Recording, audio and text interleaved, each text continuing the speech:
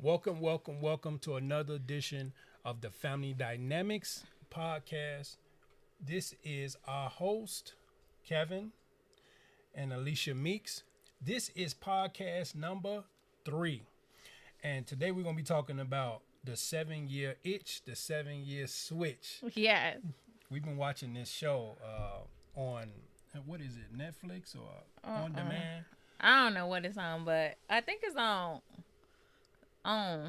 Oprah Winfrey Network. Yeah, it's a crazy show. Like, for real, the 7-year switch where these married couples agree to go switch with another married couple to kind of somehow or some way get their marriage together. To me, every minute of this show, like, I'm like, this is a disaster. This is a disaster. This is a disaster. But I'm still watching it with my wife, but this is a disaster. Like, I don't know how a couple can really move forward from something that they already experienced. Like, and my wife had Googled the 7-year itch. And that's what I was looking up for you all. So, Wikipedia says that the 7-year itch is a popular belief, sometimes quoted as having psychological backings, that happiness in a marriage or a long-term relationship begins to decline after around 7 years. So that was very interesting to me, like when I first saw a 7-year switch, because we're about to be 7 years married. And yeah, I was just very interested because we're about to be 7 years married in March. So that caught my attention. And I've been watching it, so then Kevin watched it, and it's just crazy. It's just these couples, they're going through turbulent times, and they agreed to go into a house together with another spouse. So they switch spouses.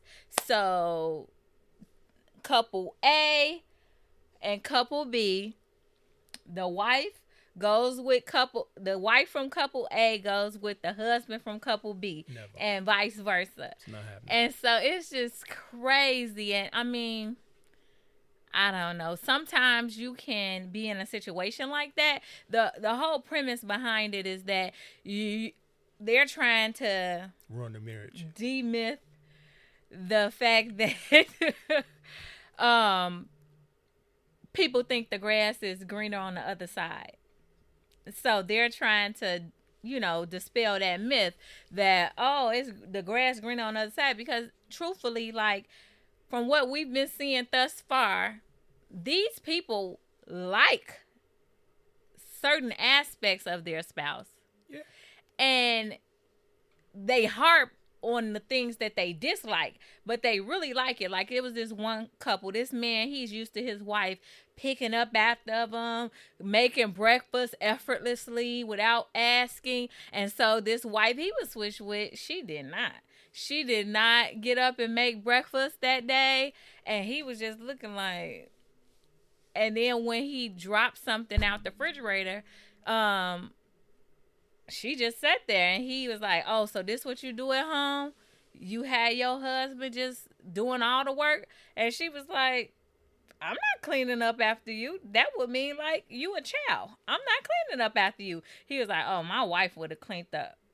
So he liked that his wife would have cleaned up. He liked that his wife cooked. But then the little things about her is the thing. So basically, for some couples, it did make it. Didn't it? It made it seem like they appreciated their spouse more once they went back to them. Or the appreciation was that dude was doing stuff to my wife that she actually liked. So let me actually be on my P's and Q's. So it seemed like to me like he was overly doing it. Maybe he got an epiphany, or maybe he felt like, man, I should do better. But it was off of scarcity to me and to what I feel. But that, I mean, it worked. But I'm just saying. It works because that husband saw that somebody else wanted it. Somebody else would gladly take what he disliked. So, because the husband from the other couple, he really was digging this lady, and her husband didn't appreciate her. So the husband from the other marriage, he was just, oh, she's beautiful, and he So was doing disrespectful. everything for her, bringing flowers, all type of stuff, like really treating her good, which she was not used to with her husband because he was always too busy. So it was really good to me. I mean, I'm interested. I just want to see like how it ends and stuff, but I mean, it's a little slow to start, but Badly. I think it's gonna end. But I was telling my wife when we was watching the show, most of the conversations that they having with the other married person, husband or wife, their conversations about they spouse that they switch well, with. that's what they there for.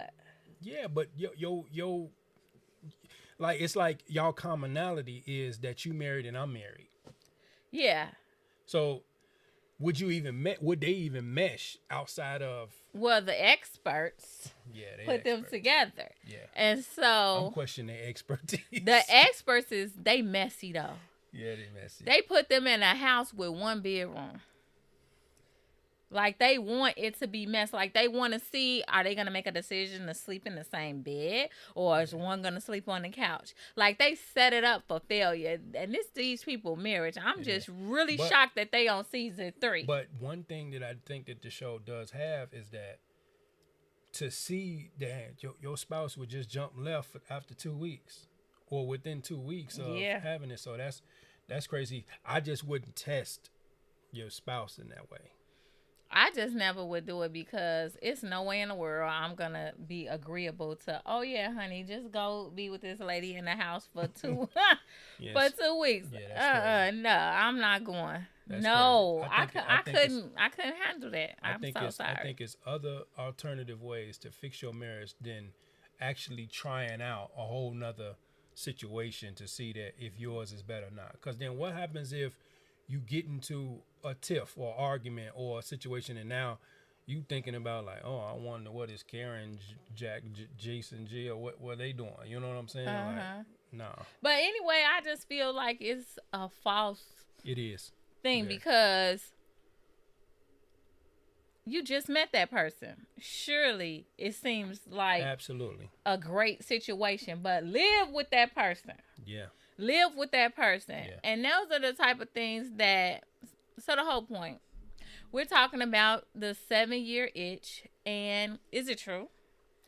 After 7 years, from what I was reading and from what I've experienced, over those 7 years, you learn a lot about your spouse. I don't know why they necessarily pick 7, because you learn a lot about your spouse, you know, at 5 years, at 4 years, at 3. But basically, the 7-year itch is that on the way to 7 years, they lost the honeymoon period. On the way to 7 years, they lost their intimacy. On the way to 7 years, they lost, you know, their communication and things like that. And so that's what causes the 7-year itch. So personally, you just have to be intentional. Yeah. You definitely have to be intentional. You don't put a third party in it to test to see if this is what you want to do. I don't agree with that. But let us know down in the comments. Let us know.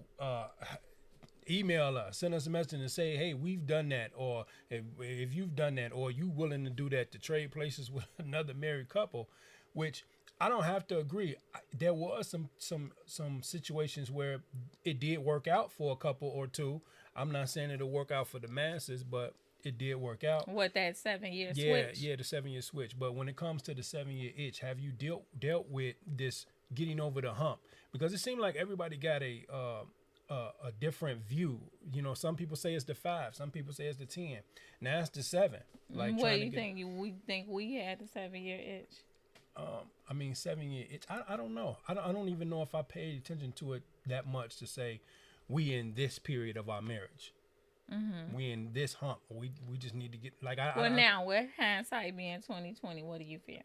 I can see like for us, our marriage taking different turns where it's going to take more effort than beginning than it, you know, now.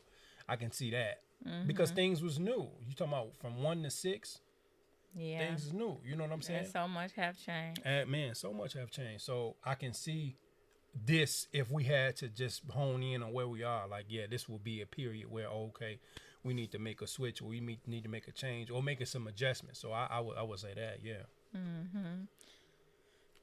So, just so you all get something out of joining us on our podcast, a few tips regarding the 7-year itch to try to help you get through it is get real. Talk to your spouse. Talk to each other and be honest. Write down what you like and what you dislike. And just write it down and deal with it. Talk about it. Every little thing. Put it down, write it down, make it plain, and have a conversation. And so in having a conversation, work on communication. Set your priorities. Make sure your life reflects your priorities. Your relationship, like, where is it on your list of priorities? Yeah. Is it after the kids, after work, after you kick it with your girls, where's your relationship? Because really the relationship should be up here and everything else will fall in line. Right. Communicate, compromise. Sometimes people aren't willing to compromise. And so if you compromise, that helps keep some of the tension down in the household. Yeah. Everything doesn't have to be your way. Sometimes you could just compromise and just keep the peace. Yeah. Rekindle your romance. That's so necessary because these kids, they're going to grow up and leave. Bingo. And it's going to be you and your spouse. Are you going to know each other? Like, are y'all gonna just be living like roommates, walking past each other? Because that happens on this show. Like, one couple was young and they were sleeping in separate rooms. Oh, and this other couple on Monday, Wednesday, and Friday, they had time to their self, like self-reflection. I can't remember what they called it, but on Monday, Wednesday, and Friday, they're by themselves. Like they're in the house, but it's 2 rooms and they sleep in the alternate room and basically leave each other alone all day. And so, like, if they have an issue, they realize that, oh, I talk to them about it tomorrow. That was just so odd to me. And the man was so happy that, yes, because I get time to myself Monday, Wednesday, and Friday. Why did you get married? So his wife was very not happy, but she was in denial about a lot of stuff too. And if all in all, you all can't get it together, counseling is okay. Absolutely. I love counseling, to be honest. I mean, yeah, because the one thing we've been learning in counseling, just to be real quick, is the I statements. Like, that's been when you communicating I mean, most of the time you got so much emotion and you want to point the finger at your spouse. You do this, you do that, and you do this.